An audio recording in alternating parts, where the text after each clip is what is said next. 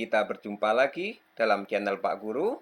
Senang sekali hari ini Pak Guru bisa bertemu kalian dalam pelajaran Bahasa Indonesia kelas 7. Materi kita pada kesempatan hari ini adalah mengidentifikasi teks deskripsi. Apa yang kita lakukan hari ini? Yaitu mengidentifikasi informasi dan menentukan isi teks deskripsi. Kalian sudah siap semua belajar? Simaklah pelajaran ini dengan saksama. Potensi dasarnya, kita mengidentifikasi informasi dalam deskripsi tentang objek. Objeknya bisa berupa sekolah, tempat wisata, tempat bersejarah, atau suasana pentas seni yang didengar dan dibaca. Yang kedua, menentukan isi teks deskripsi tentang objek yang didengar dan dibaca. Sekarang, tujuan pembelajaran. Melalui pembelajaran daring, siswa dapat mengidentifikasi objek, tujuan, dan isi dua buah teks deskripsi yang dibaca dengan benar secara mandiri dan bertanggung jawab. Jadi hari ini, kalian akan disajikan dua teks deskripsi, kemudian kalian mengidentifikasikannya untuk menemukan objek, tujuan, dan isi dari teks tersebut. Ciri objek yang dideskripsikan adalah objek yang dibicarakan pada teks deskripsi bersifat khusus. Ingat, bersifat khusus. Objek tertentu yang kemungkinan berbeda dengan objek yang lain. Jadi ketika kita ingin mendeskripsikan sesuatu, harus kita deskripsikan secara khusus, ya. Satu objek saja. Kemudian, cara mendeskripsikan objeknya bersifat pendapat personal. Jadi mungkin penjelasan kita melihat suatu benda dengan orang lain akan berbeda karena bersifat personal. Untuk ciri tujuan. Tujuan teks deskripsi menggambarkan objek dengan cara memerinci objek secara subjektif atau melukiskan kondisi objek dari sudut pandang penulis. Jadi gambarannya secara subjektif dari sudut pandang penulis. Kemudian, teks deskripsi bertujuan menggambarkan, melukiskan secara rinci, dan penggambaran sekonkret mungkin suatu objek, suasana, perasaan, sehingga pembaca seakan-akan melihat, mendengar, dan mengalami apa yang dideskripsikan. Jadi ingat, cara mendeskripsikan itu ketika kita menulis teks deskripsi, orang yang membaca teks kita nanti seakan-akan, seolah-olah mereka itu melihat, mendengar, dan mengalami apa yang kita deskripsikan dalam teks tersebut. Untuk isi teks deskripsi diperinci menjadi perincian bagian-bagian objek. Kemudian, isi teks deskripsi menggambarkan cara konkret. Jadi kalau menggambarkan wisata yang indah, dikonkretkan indahnya seperti apa?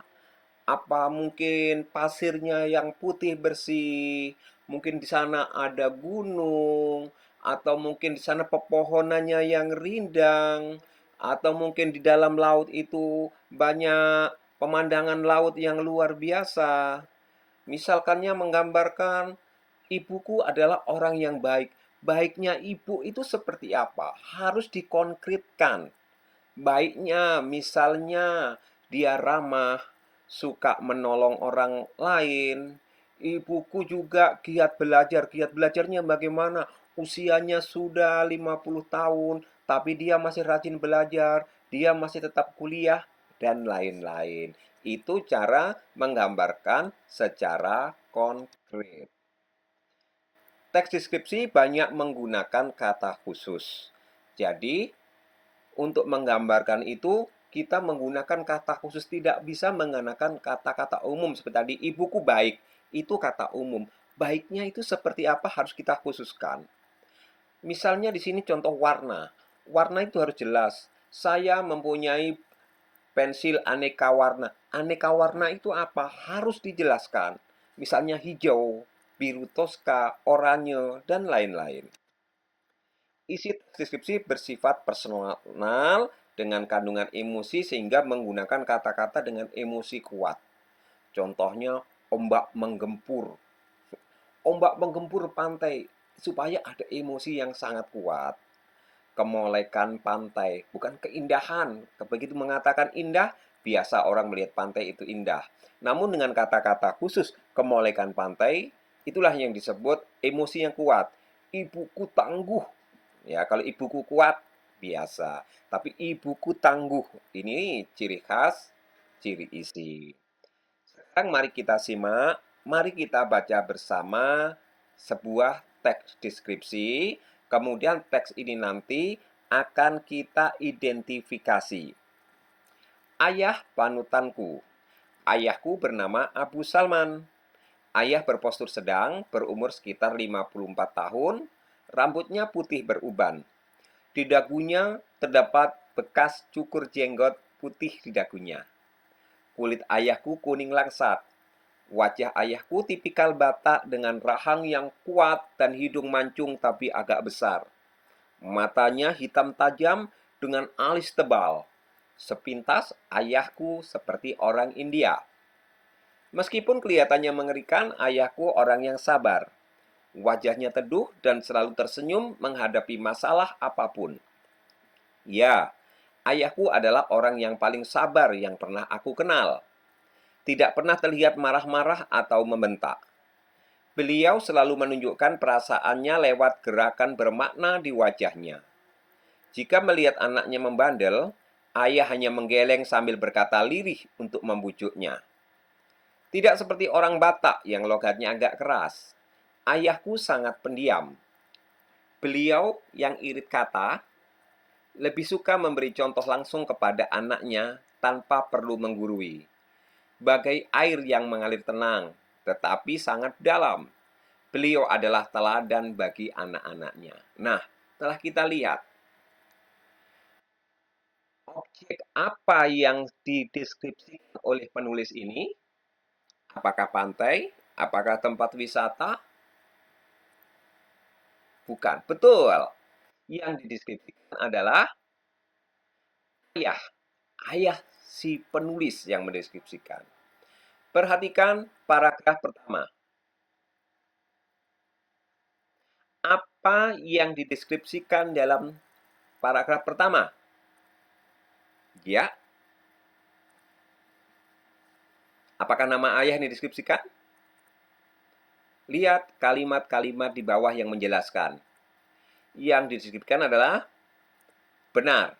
Yang dideskripsikan adalah fisik ayah, ciri fisiknya, dagunya, wajahnya, hidungnya, dan lain-lain.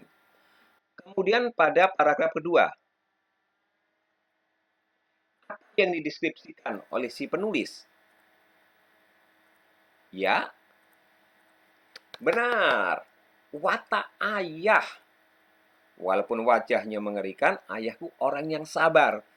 Sabar itu bagaimana? Dijelaskan pada kalimat-kalimat di bawahnya. Teduh, selalu senyum, tidak marah, tidak membentak. Anak bandel hanya geleng-geleng saja. Itulah ayah. Di sini digambarkan kesabaran ayah atau watak ayah. Kemudian paragraf ketiga, kita di sini banyak menemukan kata-kata dengan emosi kuat. Contohnya, ini. Beliau irit kata. Padahal bahasa biasanya adalah tidak banyak ngomong, tidak banyak bicara. Tetapi menggunakan kata khusus menjadi irit kata. Kemudian ada lagi kata-kata yang bagus. Bagai air mengalir tenang.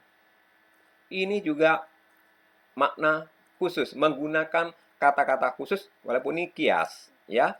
Jadi seperti itu. Nah, setelah membaca teks ini, mari kita identifikasi pada tabel berikut ini. Objek, tujuan, isinya. Tadi apa objek yang kita deskripsikan dalam teks barusan yang kita baca, yang baru saja kita baca? Benar, objeknya adalah ayah. Tujuan teks deskripsi itu apa? Ingin menggambarkan apa? Kalian paham? Apa yang digambarkan dari teks deskripsi secara keseluruhan tadi yang kita baca? Ya, menggambarkan ciri fisik dan watak ayah. Jadi dalam satu teks tadi, yang tujuan penulis itu adalah untuk menggambarkan ciri fisik dan watak ayah. Kemudian apa isi teks deskripsi? Memerinci apa yang dikonkretkan dalam objek tersebut. Dari tujuannya menggambarkan ciri fisiknya bagaimana? Itulah yang ditulis pada isi teks deskripsi. Watak ayah itu bagaimana? Itulah yang akan dikonkretkan. Jadi, ciri fisiknya, sifat sabar ayah, memberi teladan. Ini perincian atau pengkonkretan dari teks yang kita baca tadi. Nah, kalian sudah bisa ya. Nah, sekarang kita perhatikan contoh berikutnya. Mari kita coba mengidentifikasi, tapi kali ini bukan teks, tapi bagaimana cara kita menulis teks deskripsi dengan melihat suatu benda. Nah, gambar apa ini? Ya, semua orang sudah tahu. Tetapi ketika kita ingin mendeskripsikan, kita anggap orang itu tidak tahu. Kita akan mencoba mendeskripsikan. Yang pertama, apa yang harus kita deskripsikan? Ya, objek. Objeknya kita deskripsikan. Berarti kalau kita membuat sebuah paragraf tentang objek, maka bukan menuliskan, ini adalah rambutan. Bukan seperti itu. Menjelaskan objek. Misalnya, pada hari Minggu, aku ke rumah nenek memanen rambutan. Nah, seperti itu. Atau, 2 hari yang lalu ayahku datang dari Merauke membawa buah rambutan. Itu berarti objek baru. Setelah kita jelaskan objeknya, tujuannya. Tujuan kita, yang pertama, ciri fisik. Maka kita menjelaskan ciri fisik. Bagaimana ciri fisik rambutan? Buah rambutan ini ukurannya, apakah ciri fisik yang khusus dari buah rambutan yang tidak ada samanya dengan buah yang lain? Apakah dia punya duri seperti durian? Apakah dia punya sisik seperti buah nanas? Atau buah salak? Tidak, ciri khususnya adalah mempunyai rambut. Maka dideskripsikan. Buah rambutan itu pada kulitnya penuh dengan rambut. Apalagi ukurannya, benar, ukurannya tidak boleh menggunakan kata ukurannya kira-kira segini. Orang membaca segini beda. Segininya anak kecil sama segininya orang dewasa, ukurannya beda. Harus dideskripsikan secara konkret. Ukurannya kurang lebih sebesar bola golf atau berdiameter sekitar 5 cm. 5 cm. Apalagi yang bisa deskripsikan dari ciri fisiknya? Buahnya yang kecil, yang masih muda, berwarna hijau. Setelah tua dan masak, dia berwarna iya. Kemudian, apalagi yang mau kita jelaskan? Rasa buahnya. Setelah dikupas, buahnya berwarna putih, ada biji di dalamnya. Rasa buahnya adalah, nah inilah disebut personal. Tidak sama setiap orang, bergantung dengan objek yang dideskripsikan. Ketika kalian mendeskripsikan buah rambutan yang kalian miliki rasanya manis, maka dituliskan rasanya manis. Namun ketika kalian mendapatkan buah rambutan, objek yang kita bahas itu ternyata rasanya asam, maka kita sebutkan juga buahnya tapi sayang, buahnya rasanya asam. Nah, seperti itu cara menjelaskannya ya. Membuat air liur mengalir. Nah, ini bahasanya sudah khusus dengan emosi. Sampai air liur mengalir, masa air liur sampai mengalir seperti sungai? Tidak ya. Nah, itulah menggunakan emosi yang kuat. Kemudian apa isi teks berikutnya? Setelah ciri fisiknya, rasa buahnya, kita konkretkan seperti apa? Jadi tujuannya tadi menggambarkan ciri fisik, menggambarkan rasa puas seolah-olah orang yang tidak melihat buah rambutan milik kita itu jadi melihat. Buah rambutannya besar-besar, rasanya bagaimana, aromanya bagaimana. Nah, di isi teksnya itu kita konkretkan, bisa kita jelaskan lebih rinci. Misalnya pada paragraf ketiganya, apa saja.